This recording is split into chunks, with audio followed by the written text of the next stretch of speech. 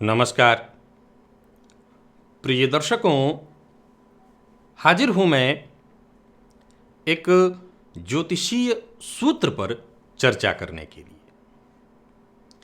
आज ये जो सूत्र मैं आप सबों के सम्मुख लेकर के उपस्थित हुआ हूं, ये ज्योतिष प्रेमियों के लिए बेहद लाभदायी सिद्ध होगा अगर आप जन्म कुंडली का अध्ययन करते हैं और वो सभी दर्शक जिनकी ज्योतिष में रुचि है वो अपनी जन्म कुंडली पर गाहे बगाहे इन सूत्रों को आजमा कर देखते हैं।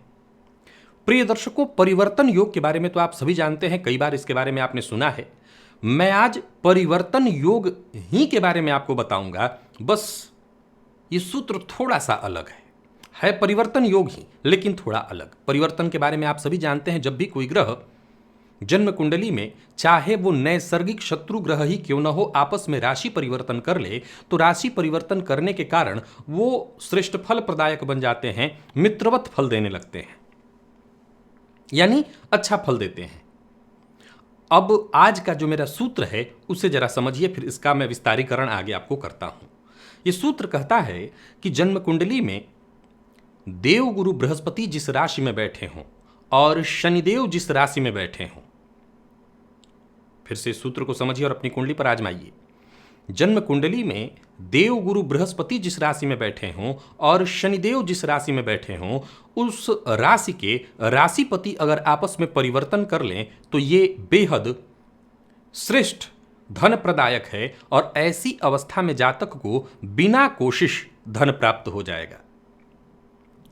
सबसे पहले तो बिना कोशिश, इस लाइन का महत्व आपको समझा दूं, ये रूपक है। हमेशा याद रखिए कि मैं सदैव से बताता आया हूं कि ज्योतिष शास्त्र में जो ये सारे शब्द हैं, चाहे वो राजयोग हो, जैसे अभी मैंने कहा बिना कोशिश, देखिए बिना कोशिश नहीं सुप्तस्य सिंहस्य प्रविशन्ति मुखे मृगा, सोए हुए शेर के मुंह में हिरण अपने आप प्रवेश नहीं करता। ये बात अगर हम जानते हैं तो हमारे ये ऋषि महर्षि वो भी जानते थे। फिर उन्होंने ऐसा क्यों लिखा कि बिना कोशिश धन प्राप्त होगा? यहां बिना कोशिश का अर्थ यह है कि बाकी लोग उसी धन को प्राप्त करने के लिए जहां 10 घंटे लगेंगे, आप उसे 1 घंटे में प्राप्त कर लेंगे, तो ये बिना कोशिश ही हुआ।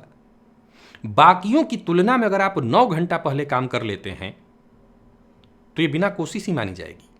बस इतना ही मतलब है इसका। अब इस सूत्र का मैं विस्तारीकरण करता हूं, इसे जरा ध्यान से सुनिए।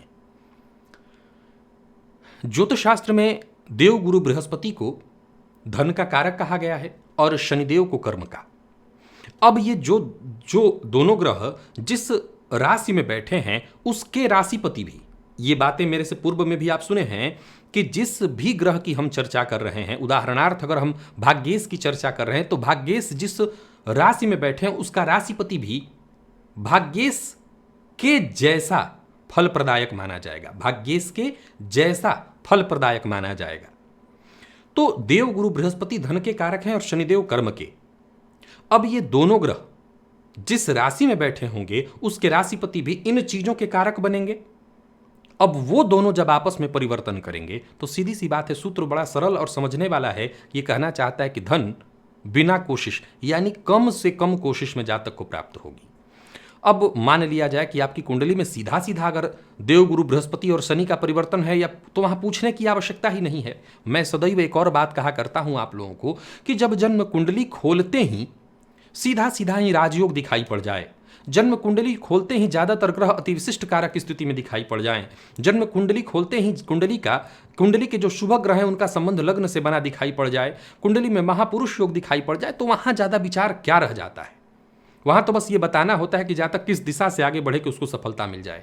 लेकिन अगर कुंडली में कुछ ऐसी स्थिति है जहां धन की कमी भी है और धन लायक योग नहीं बन रहा है, तो वो ढूंढना पड़ता है कि वो कौन सा योग इस जातक की कुंडली में है जिसके सहारे हम इस जातक को आगे बढ़ा सकते हैं। तो ये सूत्र कहता है कि देवगुरु बृहस्पति जिस राशि में बैठे हैं और जिस राशि में शनिदेव बैठे हैं, इनके राशिपति अगर आपस में परिवर्तन कर लें, यहां एक बोर्ड पर मैं इसे समझाने का प्रयत्न किया हूं। मान लिया जाए कि देवगुरु बृहस्पति बैठे हैं सूर्य की राशि में और शनिदेव बैठे हैं मंगल की राशि में, तो इन दोनों के राशिपति कौन कौन हुए? तो सूर्य और मंगल। अब सूर्य और मंगल अगर आपस में परिवर्तन कर लें तो ये राजयोग हुआ और बिन कोशिश जातक को धन प्राप्त होगा। अब इसे आप इसी सूत्र को अपनी पूरी जन्म कुंडली पर लागू करिए। पूरी जन्म कुंडली पर लागू करिए किसी भी तथ्य को लेकर के, चाहे वो भाग्य हो, चाहे वो आपके लाभ की स्थिति हो, चाहे वो आपके धन की स्थिति हो। आप अपनी जन्म कुंडली के प्रत्येक भाव पर इस सूत्र को लागू करिए। मैंने क्या कहा था कि सूत्र परिवर्तन का ही है, लेकिन इस परिवर्तन को जरा अलग तरीके से समझना होगा। उदाहरण से फिर समझिए। ये तो हुए कारक, मैंने इसे कारक के तौर पर ज्योतिष शास्त्र का जो सूत्र था, जो रूल था, असल में सूत्र क्या है? सूत्र एक रूल है कि इसके अनुसार स्थिति अगर कुंडली में बनती है। सूत्र क्या कहता है? ये रूल है, यही एक सिद्धांत है। इसी सिद्धांत के हिसाब से अगर आप चलें तो मान लिया जाए इस सिद्धांत पर केवल एक ही बात तो घटित नहीं होगी, और भी चीजें घटित होंगी। मान लिया जाए कि आपकी जन्म कुंडली में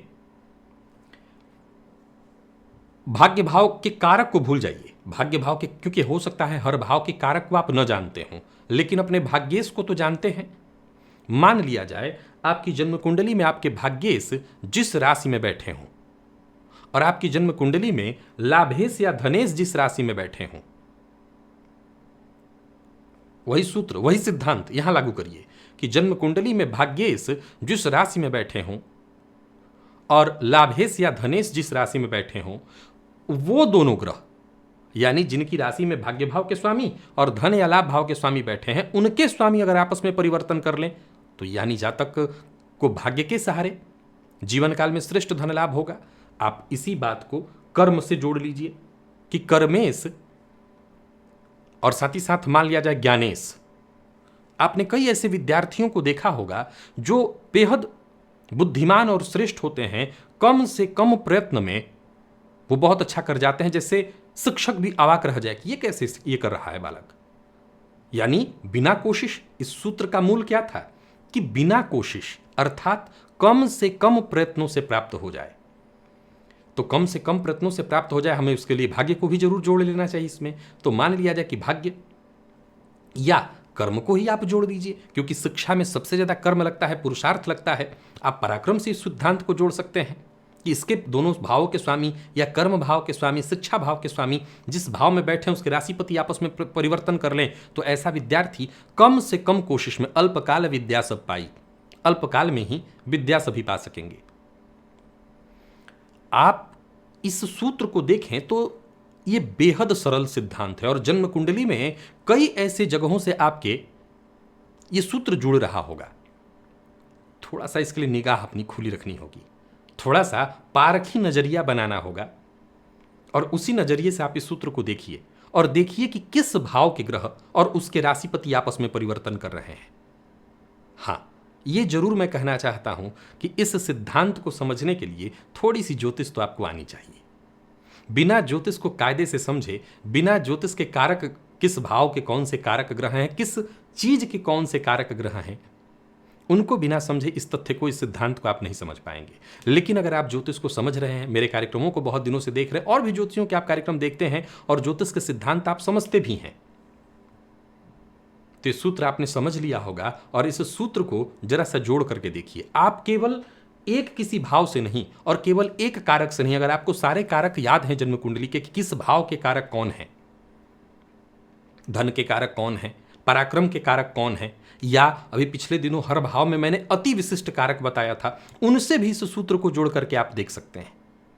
बस इतना ध्यान रखना है कि ये जिस भाव में बैठे हैं उसके भावपति, और सिद्धांत बेहद सरल है। फिर से दोहरा देता हूं ताकि आपको याद हो जाए, कंठस्थ हो जाए कि जन्म कुंडली में हम जिस भी भाव की चर्चा कर रहे हो, अर्थात अगर लग्नेश जिस भाव में बैठेंगे, इसीलिए ज्योतिष शास्त्र क्या कहता है, लग्नेश जिस भाव में बैठते हैं वो भाव खराब नहीं रह जाता। क्यों? क्योंकि लग्नेश जहां जिस भाव में बैठेंगे वो भाव तो श्रेष्ठ हुआ ही, उस भाव के भावपति भी लग्नेश के समान ही काम करने वाले बन जाते हैं। यानी उनका भी आपके जीवन पर जीवन में वही काम होता है जो लग्नेश का। तो मैं समझता हूं कि इस सूत्र को आप समझ गए होंगे। फिर भी अगर आपके मन में संशय है तो घबराने की कोई बात नहीं, आप अपने संशय लिख भेजिएगा। हो सकता है ज्योतिष जिज्ञासा का जो कार्यक्रम लेकर के मैं उपस्थित होऊंगा वहां पर इस सूत्र बारे में फिर से चर्चा हो जाएगी। लेकिन हाँ, ये बेहद सरल सूत्र है और बेहद आसानी से आपको ये समझ में आ जाना चाहिए। तो आशा करता हूं आज का ये ज्योतिषीय कार्यक्रम आपके लिए बेहद लाभदायी सिद्ध होगा। आप इसे समझ गए होंगे।